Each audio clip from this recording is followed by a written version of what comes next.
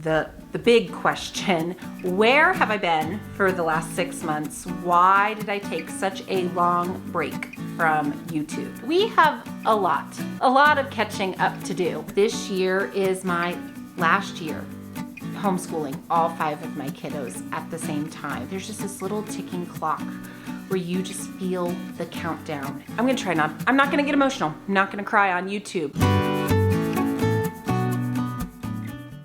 Hey guys, wow, it's been way too long, much longer than I intended. Today I thought I would start things off by sharing a mid-year homeschool update. In case you are brand new to the channel, hi, my name is Sarah. I'm a homeschooling mama to 5 kiddos.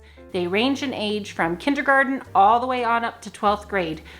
It's a big year this year, so let me just give you the rundown of kiddos. I have Ava, who is in kindergarten, Ezra, who is in 1st grade, Mariah is in 6th, Leah 11th, and Noah, oh my goodness, he is in 12th grade, a senior, graduating this spring.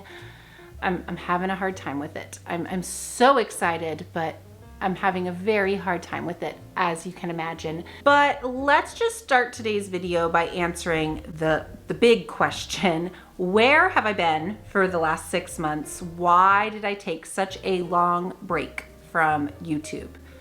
Well, there's a lot that we could unpack here, but a few things that I will definitely share. First of all, I started by just intending to take a couple of weeks off in the summer to enjoy my garden, get my kids plugged in at the swimming pool and in swim team. And honestly, taking breaks like this has creatively in the past been very good for me. It gives me time and space to process and brainstorm and think of new content for you guys. So that was really my intention when I first took a few weeks off from YouTube. Well, during that time, I think I've shared with you guys before that I'm part of a homeschool co-op here in my town and in my church. It was time to start gearing up and getting things ready for our co-op. And during that time, I got very inspired to collaborate and to create some curriculum. I spent a lot of hours, a lot of time writing and organizing and putting together lessons and activities and experiments for toddlers all the way on up to high schoolers in our co-op. And honestly, it took every spare minute, every little bit of energy that I had in my day was going towards that. Maybe someday I will share some of that here on my channel or in my shop or Teachers Pay Teachers, something like that. It's an area of my life I didn't even know I wanted to do, but writing curriculum, it's been really, really fun and a big blessing for me. And so that took a lot of my summer. Well, then school started and I had every intention of jumping back on here on YouTube and posting curriculum pick videos as I usually do. It just never happened. As I mentioned before, this year is my last year homeschooling all 5 of my kiddos at the same time. Noah is graduating this spring. If you have a high schooler, I'm sure you know what I'm talking about. There is just this little built-in clock that is just ever ticking, a countdown, that you only have so many months or so many days or so many moments left with your kiddo before they move on to the next season of life that the Lord has for them. So I chose this fall and into winter to just lean into that. I decided I really wanted to prioritize and be intentional about putting my family time first. And so I wanted to spend time playing the board games and going on the field trips and doing the projects and reading the books aloud. I wanted to be really intentional about creating those memories this year more than any other year before. It's just, I'm not gonna get emotional. I'm not gonna cry on YouTube, but it's a bittersweet thing to spend that last year in your homeschool with your kid, with your student. And so that's the long and the short of where I've been. And I am coming back to YouTube and to the channel refreshed and excited to share content with you guys. Okay, so that's enough of all of that. Let's jump in and talk about what today's video is actually about, a mid-year homeschool update. So it's January. Like so many people I'm looking out the window, like so many people in the country, we just got dumped on by a massive snowstorm. There is over a foot of snow piled up out there. And we're about halfway through our homeschool year. First semester is done, and now we're moving into the second. And so I want to share some things that have been working really well in our homeschool this year, some things that maybe are going to change, and maybe a few things that aren't working so well. So if you're interested in curriculum, you're in the right spot. I'll be sure to put timestamps so you can jump around if you want to, as well as a link to my website down in the description box. That is a place where I share all of my curriculum picks and favorites for all of the grades, preschool all the way up through high school. They are all organized there. Let's start off talking about block scheduling. This has been quite the sanity saver for this homeschool mama this school year. Now, I've talked about block scheduling on the channel before, but if it's a concept you're not familiar with, it's exactly like what it sounds. You take your day or your schedule and you put it into different blocks. So you may have a morning block, and lunchtime block, an afternoon block, an evening block, and you designate different tasks or different blocks of things you have to do into those different time segments. And for me, this has helped me not to have to do so many mental gymnastics as I am juggling such a wide age range of kiddos. So it's really difficult for me as a mama to go from, sounding out phonics with Ava in kindergarten to answering government questions with Noah in 12th grade. This has really helped just to organize our time and, again, keep me and my brain from having to ping pong around from too many subjects to too many kids. The other thing that I have paired with this are to-do lists. We got really back to basics this year. I bought each one of my reading kiddos. They have just a normal run-of-the-mill student planner notebook. And every day I write down a list in their planner of the items they need to do. And I get very specific of math lesson 22C, spelling lesson 13A.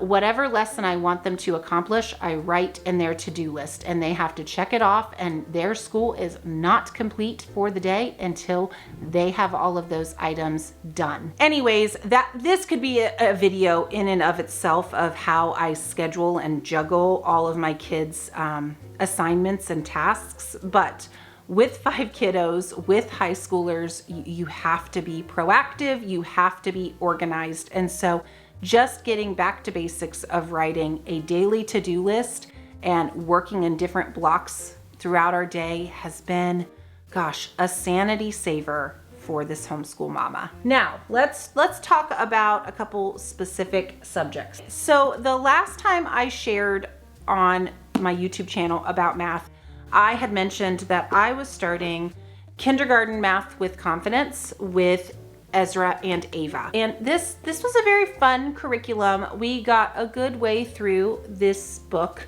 It has a lot of play, a lot of manipulatives, very, very simple worksheets that are not overwhelming, which was very good for, kiddos who are just starting out in school or Ezra who has special needs.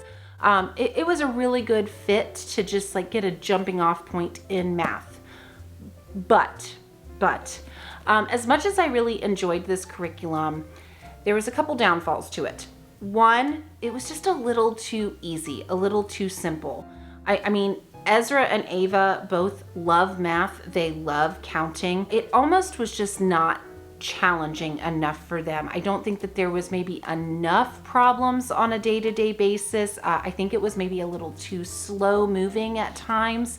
And so it was a little too easy for them. The other thing I would say about this that just didn't work for our family was that it requires a lot a lot of teacher involvement and a lot of teacher organization and prep work. You have a lot of games and manipulatives that you need to organize and get out every day. And then if you're like me, it was difficult for me to always remember to put them back away. So for example, when you're learning about the number 2 and pairs, you would have to get pairs of toys and pairs of socks and collect different items around the house. Well, I would collect all of those things, but then we would, finish our math lesson and jump into spelling, and I would never get around to putting all of those items away. And so then I ended up with just like this kind of big junk pile of items that I was using for math down in the basement. It kind of just got on my nerves. I think this is a wonderful curriculum if you have a child who is struggling with math, who needs something very user-friendly, very simple, very easy. But for us, it just wasn't a really good fit. So we ended up switching, and this one has been fantastic. I can't recommend this enough. We ended up switching to BJU Press's Homeschool's Math1 with their online video course. And wow, we have loved this curriculum. Both Ezra and Ava are using this. Ezra is in 1st grade and Ava is in kindergarten. The videos every day are about, 15-ish minutes that go along with the lessons. They are very engaging. The teacher is lovely. This is one of the courses that has been updated and upgraded from BJU this year, and we have just enjoyed it thoroughly. I am planning on doing an entire curriculum review, flip through of this course once we get closer to the end of it. But for being about halfway through, we have loved Math1 from BJU Press. All right, speaking of Ezra and Ava, I want to take a second here just to talk about phonics. I've had several people submit questions wondering how All About Reading is going. It is going really well. It's a little bit slow moving, but that's probably good for them in phonics. And they're both really learning to read well. Ezra is getting towards the end of level 1. Ava had just started out in it. And I would definitely say my favorite thing about the curriculum thus far is just the fact that you're so focused on reading and not on writing. That is something with special needs kiddos, but I also just think sometimes with younger kiddos in general, multitasking with curriculum I have found is not super helpful. When my kids need to work on spelling, we need to focus on spelling, not on handwriting, not on reading, on spelling. When we are doing math, we're focused on numbers and on adding and on subtracting and not on handwriting and, number formation. Any curriculums that kind of try to lump multiple subjects in together in these younger years, I find extremely challenging, and so have my kiddos. And so the fact that All About Reading is only focused on reading, there isn't handwriting, they are just focusing on decoding, that has worked really, really well for Ezra and Ava. I would also say that being able to share the curriculum, to reuse it between the two of them, because the items are not necessarily consumable, you can reuse them. That financially has been a blessing for our family, especially because I have kids using the same book back to back. So if you're interested in hearing more about All About Reading, let me know. I know there's a lot of content here on YouTube already about it, but I would be happy to talk through, especially maybe just from a special needs perspective, how All About Reading has been going. But I would definitely recommend that curriculum for anyone teaching their child to read, special needs or not. All right, so speaking of special needs homeschooling, I want to share something here as I have been homeschooling Ezra, who is autistic. Something I've learned this year, just kind of a lesson mid-year, and that is to work with your therapists. Ezra does occupational therapy and speech therapy, and I remember when he first started in these therapies, I just kind of was a deer in the headlights, and whatever they said to do, I just kind of blindly followed and said, okay, you guys are the experts, let's do that. Well, after doing these therapies with him for, a couple years now, I have now learned how important it is to advocate for your child and also just for your own home and for your own homeschool. A lot of times these type of therapists would be coordinating with school teachers if your child was in a private or in a public school setting. Don't just talk to your therapists as mama or as a parent, and don't be afraid to step outside and, kind of show your authority as your child's teacher. And talk to them about struggles that you're having in your homeschool, challenges that your child might be facing in their day-to-day school work. This has been such a blessing for me as I've just kind of been a little bit more brave to broach that topic with Ezra's different therapists. And it's been such a blessing to our homeschool because there were some areas where we needed to work on some things, and his therapists were happy to look at the curriculum we were using and help me to work through some things with him, to build some practices into our weekly sessions to help him be more successful in his schoolwork. All right, now I'm going to talk a little bit about Mariah. She is in 6th grade, kind of right there in middle school, and I'm going to talk about something that hasn't been working and something that has been working really well. So let's kind of start with the bummer one. Fix-it grammar. Now, bear with me. Just because something isn't working doesn't mean you have to ditch it. And that is true for us with Fix-it grammar. It has been a little bit of a struggle. I think she gets a little bit bored with it, just the monotony of every day parsing out a sentence. I know a lot of people talk about the fact that Fix-it grammar is just kind of like an independent grammar that their kids can do it on their own. But I have found that I have actually needed to step in and help her really understand what the different parts of speech mean, give her lots of extra examples on top of what is in the curriculum. And we've even made flashcards of just what's a noun, what's a proper noun, what's the difference between a helping verb and a linking verb. I've had her memorize a list of prepositions. It hasn't been working great. I feel like I have to really work to make this curriculum work. But that doesn't mean I'm ditching it. There isn't really another grammar curriculum that I would want to do with her at this age. And so I guess that would be my encouragement to you, is sometimes the perfect curriculum isn't out there, and you just have to take what you have and make it work for your kid. And that can sometimes take a little bit of extra effort and a little bit extra time, but sometimes it's just what I have found I've had to do in my homeschool. And so we're going to keep plugging away. The other item I want to talk about with Mariah is history/geography. This year in our homeschool co-op, we are studying states and capitals. And at our homeschool co-op, they are studying different states every week, different facts and flags, trying different foods from regions throughout the United States. It's just been really, really fun to watch geography come to life. And so to pair along with what she is doing in co-op, I have been having Mariah read Our 50 States, and this is from Knotgrass. Now, I believe this book is actually geared maybe for a little bit younger than 6th grade. But I will tell you, pairing this alongside of a lot of hands-on activities that she's doing at co-op each week has been really, really fun. This textbook is great. It gives you a chapter, or I guess what they call a lesson, on every single state. And there are just all kinds of pictures, all kinds of information. It really has just been a beautiful textbook, kind of a traditional curriculum for her. And it also has, for instance, here is a family activity making strawberry shortcake, and it gives you a recipe. We have just been really using this as a basic textbook, and she has really loved it, has gained a lot of fun facts. I feel like at dinner, she's always telling me oh, did you know this about Delaware? And that just goes to show, I don't think I've ever really bought anything from Knotgrass that we didn't love. Sometimes I've had to kind of tweak it and make it work for our situation. They tend to be a little bit heftier and have a lot of information. And so sometimes we've had to kind of pare down some things we've purchased from Knotgrass. But in general, we love their company, and Our 50 States has been fantastic.